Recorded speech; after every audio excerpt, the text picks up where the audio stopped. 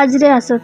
হাজরে আসাদ হলো একটি জান্নাতি পাথর। হাজরে আসাদ সম্পর্কে আরও বিস্তারিত জানতে হলে ভিডিওটি শেষ পর্যন্ত দেখার অনুরোধ রইল। ধন্যবাদ। হাজরে আসাদ একটি আরবি শব্দ যার বাংলা অর্থ হলো কালো পাথর।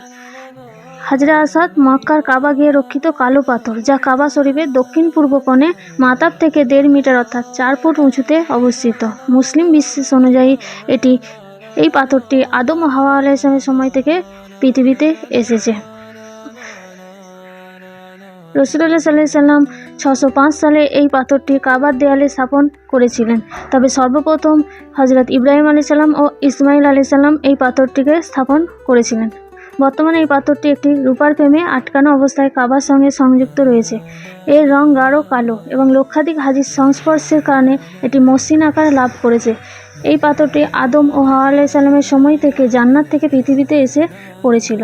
হজ বা উমরার অংশ হিসাবে মুসলমানরা তাওয়াফ করে থাকেন।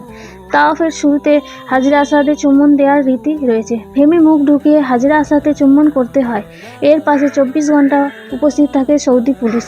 তার খেয়াল রাখা হয় ফ্রেমে মাথা ঢোকাতে বা চুম্বন করতে যেন কারণ না অসুবিধা হয়। তবে চুম্বন দেওয়া সম্ভব না হলে হাত ইশারা করে তাওয়াফ করা যেতে পারে। হাজরে আসাদ মূলত পাথরের একটি অংশ ছিল, তবে আজ বেশ কয়েকটি টুকরো নিয়ে গঠিত, যা একসাথে সিমেন্ট করা বা জোড়া দেওয়া হয়েছে। এগুলো একটি রূপার ফ্রেম দ্বারা বেষ্টিত, যা কাবার বাইরের দেয়ালের উপর নকট দ্বারা বাঁধা থাকে। টুকরোগুলি নিজেরাই একটি গঠিত বা আজ দৃশ্যমান 7-8টি টুকরোতে তৈরি হয়েছে। ইসলাম ধর্মে এটি একটি অত্যন্ত পবিত্র ও গুরুত্বপূর্ণ নিদর্শন। এটি কাবা শরীফের পূর্ব দিকের কোণায় অবস্থিত এবং তাওয়াফ অর্থাৎ কাবা ঘরের চারিপাশে প্রদক্ষিণ করার সময় মুসলিমরা এই পাথরটি স্পর্শ বা চুম্বন করে থাকে। মুসলমানদের বিশ্বাসী অনুযায়ী হাজরে আসাদ জান্নাত থেকে নাজিল হয়েছিল এবং তা এক সময় সাদা ছিল, কিন্তু মানুষের পাপের কারণে এটি কালো হয়ে গেছে। এটি কাবা ঘরের পূর্ব দিকের কোণায় অবস্থিত, আনুমানিক 1 থেকে 5 মিটার উচ্চতায় স্থাপিত। বর্তমানে এটি বেশ কয়েকটি খণ্ডে বিভক্ত। রূপার একটি ফ্রেম দিয়ে এটি ঘেরা থাকে। এর আনুমানিক ওজন 8 কেজি।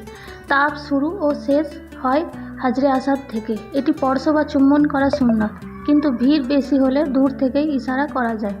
প্রথমবার এটি কাবায় স্থাপন করেন হযরত ইব্রাহিম আলাইহিস সালাম ও ইসমাইল আলাইহিস সালাম। পর নবী মুহাম্মদ সাল্লাল্লাহু আলাইহি সাল্লাম নিজের হাতে এটি কাবায় স্থাপন করেছিলেন কুরাইশদের মধ্যে দ্বন্দ্ব মীমাংসা করার জন্য। এছাড়াও হাজরে আসাদ সম্পর্কে হাদিসের বহু জায়গায় বর্ণনা করা হয়েছে। রাসূলুল্লাহ সাল্লাল্লাহু আলাইহি সাল্লাম বলেছেন, কিয়ামতের দিন এই পাথর আবু কুবাইস পাহাড় থেকে বড় আকার ধারণ করে উপস্থিত হবে।